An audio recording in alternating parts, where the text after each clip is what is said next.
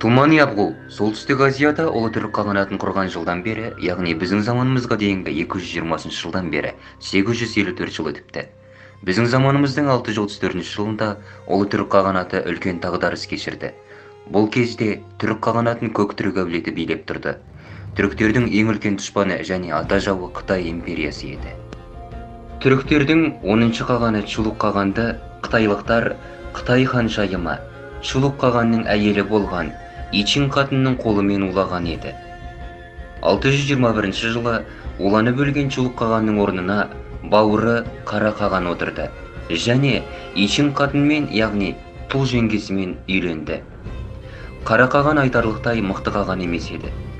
Қытайлық әйелінің кесірінен үнемі қателіктерге ұрынумен болды. Үсті-үстіне келген жұт пен ашаршылық жылдар түрік шаһарларына үлкен залалдар тигізді. Осы жағдайды пайдаланған қытайлықтар солтүстікке, түрік елдеріне үлкен бір қалың қол жіберді. Қара қаған жеңілді. 100 мың түрікпен бірге Қытайға құл болды. 4 жыл сонда күн кешіп еліне деген қайғыдан өлді. Қытайлықтар Қара қағанның орнына Сирба қағанды отырғызды. Сирба қаған жай ғана қуыршақ қызметін атқарды. Тарихы 9000 жылға жақындаған түрік мемлекетінің Қытайға құл болғанын қабылдауға мәжбүр болды. Жүздеген жылдар бойы Қытай мен бүтін Азияның әміршісі болған түріктер бұл бодандықтан құтылу үшін өздеріне мықты бір лидер іздеумен болды. Көп кешікпей-ақ бұл лидер де ортаға шықты. Бұл Чулук қағанның ұлы Ичин қатынның өгей баласы және Қара қағанның жиені жас түрік ханзадасы еді. Ол батырдың есімі Күр-шат.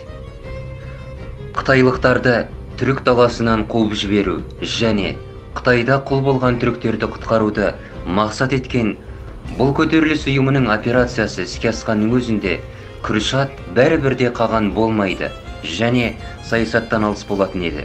Себебі көтеріліс ұлттық мақсат ретінде жасалған болып, ешбір түріктің көңіліне күмән келтірмеуі керек. Сол дәуірде Қытайда 18-ші империялық әулет болған таңдардан 2-ші император Ли Шихмин билік құрып тұрды. Ли Шихмин 40 жаста әрі 13 жылдан бері император қызметінде. Сол уақытта Қытай 50 миллиондық халық санымен дүниедегі ең көп халық ретінде саналды. Түрік көтеріліс ұйымының жоспары мынадай болды. Император тұтқынға түсіп елге әкелінуі тиіс. Сосын Қытай сарайында тұтқында жатқан түріктердің ықпалды тұлғалары мен құлдықтағы қара халықты айырбастамақ еді. Бұл төңкеріс іске асқан жағдайда барлық құлдықтағы қандастарымыз бас көтеріп тәуелсіздік жолында қан төкпек еді. Қытай императорының әр түн сайын жасырын түрде астанасы Чанган қаласын аралап тексеретіні түріктерге мәлім еді. Яғни азғана қорғау үшін талқандап қақпанға түсіруден оңай іс жоқ. Бірақ жоспарланған күні үлкен бір ұйытқыған желі болды. Дауыл аралас нөсерде басталды. Император сарайынан сыртқа шықпады. Ал біздігілер сол күні қайткенде де ұлы мұрат жолында жасалуы тиіс. Бұл жоспарды кешіктірсе, олар барлық нәрселерді сезіп қоюы мүмкін еді. Күр-шат ақылға сыймайтын ерлігімен Қытай сарайын басып, императорды қолға түсіруге шешім қабылдады. Қасындағылардың қытайлық әскерлерден әлдеқайда жақсы айқасатынына нық сенімді еді. Шынымен де сол түні 40 түрік қаһарманы Қытай императорының сарайын басып алды. Қанды қырғын ұрыс болды. Жүздеген қытайлық күзетші арнайы жасақтың мергендерінің жебесінен жан тапсырды. Керіліп адырнадан шыққан әрбір жебе найзағайдай жарқ етіп көздеген жерге тиіп жатты. Бірақ Қытай әскері таусылар емес. Біреу өлсе орнына оны келеді. Осы кезде Күр-шат императорды тұтқындауға еш мүмкіндік жоғын ұқты. Сонымен амалсыздан шегініп Вей өзеніне жеткен Күр-шаттың тобына судан өтпестен бұрын қытайлықтар жетіп алды. Жүздеген Қытай әскері түріктің алдаспанынан сол жерде жаһаннамға аттанды. Бірақ 40 түрікке енді ұрысу түгіл тіпті садақты тартуға дәрмен қалмаған. Шаршап шалдыққан. Көзге жас үйіртетін Өте ауыр майданда бәріміз шейіт боламыз деп серттесті.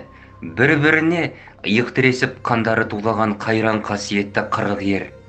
Соңғы күштерімен арпалысып кезекпен түрігерлері жер жастануда.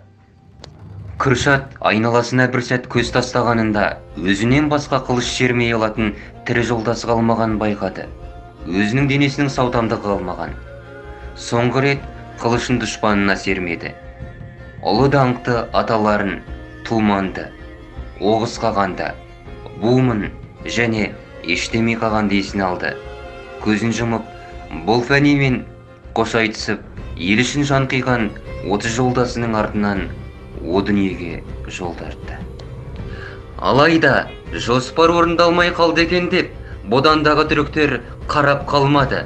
639 жылдың қараңғы һәм боранды түніне қарамай, 40 түріктің үш ұйықтаса түске кірмейтін бұл ерлігі дұшпанның ғасырлар бойы есінен кетпейтіні сөзсіз. Түріктер Күршаттың бауырлары және жиендері өте даңқты Көктүрік әулетінен жаңа қаған тауып сайлады. Тәуелсіздік арманының оты тұтап, жүректерге өшпес үміт сыйлады.